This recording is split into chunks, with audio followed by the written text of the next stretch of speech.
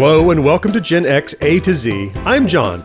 In this series we're looking at the top toys and games of Generation X, and in this episode, D is for Dark Tower.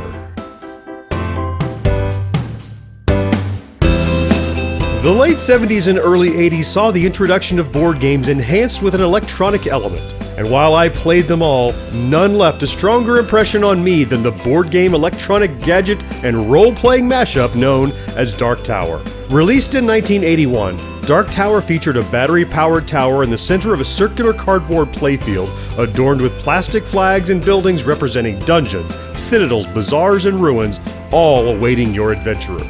Every move you made on the board was entered into the tower's keypad, and the tower in turn told the player what happened. And that might be anything from a random monster encounter and fight to the discovery of a Pegasus or treasure. In this way, the tower itself served as both the dungeon master and scorekeeper for all the players. The goal was to make your way around the board, gathering keys before returning home to mount an assault against the tower and ultimately win the game. I never owned Dark Tower as a child, but my best friend did, and I pestered him to play it nearly every time I visited.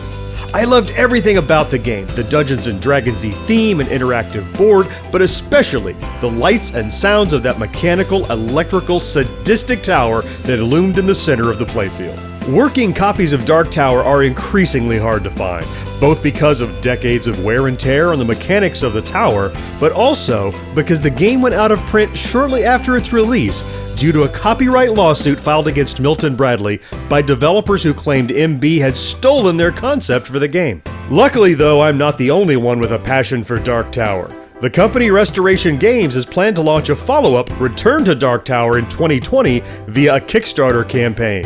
So now current and future generations can know the frustration and delight of this amazing game.